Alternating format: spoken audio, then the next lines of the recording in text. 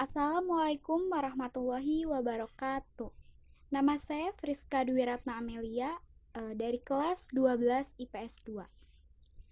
Tugas ini dibuat untuk memenuhi tugas sejarah Indonesia dengan guru pembimbing A.A. Wahyu Hidayat, MPD. Kali ini saya akan menjelaskan konflik menuju konsensus suatu pembelajaran. Tujuan yang nyata hanyalah satu, Republik Indonesia Serikat yang merdeka, bersatu, bernaung di bawah bendera Sang Saka Merah Putih, bendera kebangsaan Indonesia sejak beribu-ribu tahun. Soekarno dalam konferensi BFO 1948. 1. Kesadaran terhadap pentingnya integrasi bangsa. Pentingnya kesadaran terhadap integrasi bangsa dapat dihubungkan dengan masih terdapatnya potensi konflik di beberapa wilayah Indonesia pada masa kini. Kementerian Sosial saja memetakan bahwa pada tahun 2014, Indonesia masih memiliki 1084 daerah dengan potensi rawan konflik sosial. 6 di antaranya diprediksi memiliki tingkat kerawanan yang tinggi, yaitu Papua, Jawa Barat, Jakarta, Sumatera Utara, Sulawesi Tengah, dan Jawa Tengah. Kesadaran terhadap integrasi bangsa. Integrasi adalah penyatuan hingga menjadi satu kesatuan yang bulat dan utuh. Dan di sini juga ada faktor pendorong dan faktor penghambat integrasi bangsa. Faktor pendorong dari integrasi bangsa itu ada faktor sejarah, keinginan bersatu, cinta tanah air, konsensus nasional.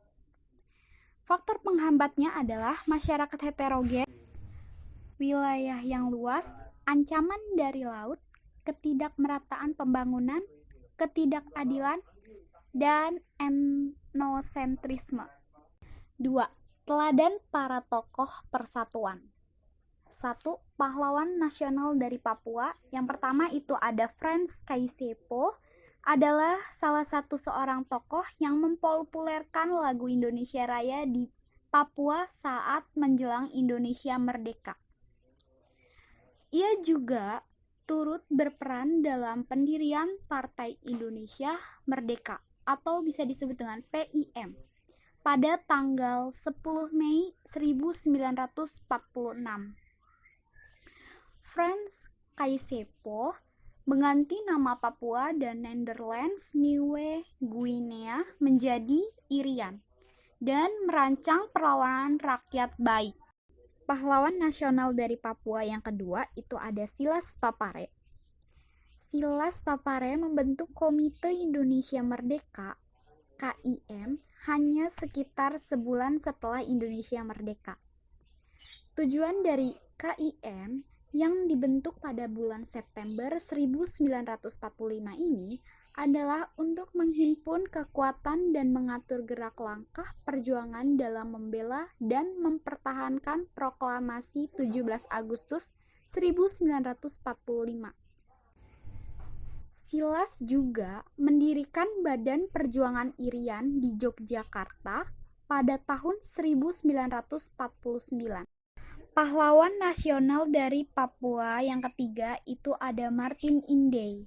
Martin Inday sebelum Jepang masuk ke Indonesia adalah seorang anggota polisi Hindia Belanda.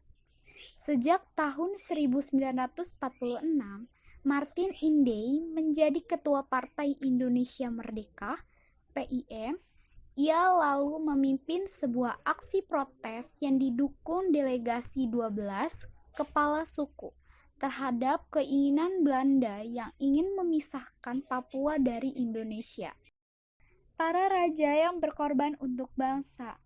Yang pertama ada Sultan Hamengkubuwono IX. Pada tahun 1940, ketika Sultan Hamengkubuwono IX dinobatkan menjadi Raja Yogyakarta, ia dengan tegas menunjukkan sikap nasionalismenya dan menyatakan Kesultanan Yogyakarta bagian dari Republik Indonesia pada tahun 1945. Sultan Hamengkubuwono IX memberikan jaminan keamanan penyelenggaraan pemerintahan Indonesia selama masih revolusi kemerdekaan. Yang kedua, Sultan Syarif Qasim II. Sultan Syarif Qasim dinobatkan menjadi Raja Siak Indraputra pada tahun 1915 ketika berusia 21 tahun. Ia memiliki sikap bahwa kerajaan Siak berkedudukan sejajar dengan Belanda dan mengajak raja-raja di Sumatera Timur untuk memihak Republik Indonesia. 3. Mewujudkan integrasi melalui seni dan sastra. Ismail Marzuki dilahirkan di Jakarta, memang berasal dari keluarga seiman. Di usia 17 tahun, ia berhasil mengarang lagu pertamanya berjudul Al-Sarinah. Ismail Marzuki masuk perkumpulan musik live Java dan berkesempatan mengisi siaran musik di radio.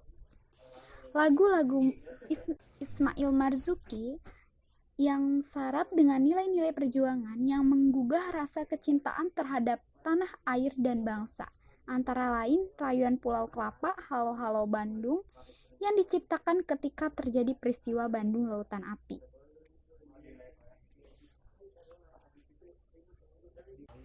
Mohyamin berjuang melalui pemikiran politik dan karya sastranya, dan menyumbangkan konsep Pancasila dan Undang-Undang Dasar 1945.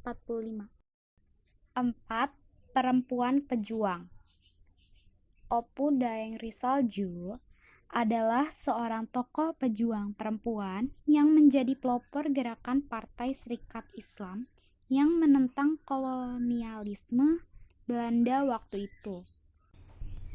Dan ia sangat aktif berjuang melawan kolonialisme Belanda. Nama kecil Opu Daeng Risalju adalah Fatmajah. Ia dilahirkan di Palopo pada tahun 1880. Opu Daeng Risalju terlibat pertempuran Belanda pada awal masa kemerdekaan. Cukup sekian tugas video dari saya, kurang lebihnya mohon maaf. Atas perhatiannya saya ucapkan terima kasih. Wassalamualaikum warahmatullahi wabarakatuh.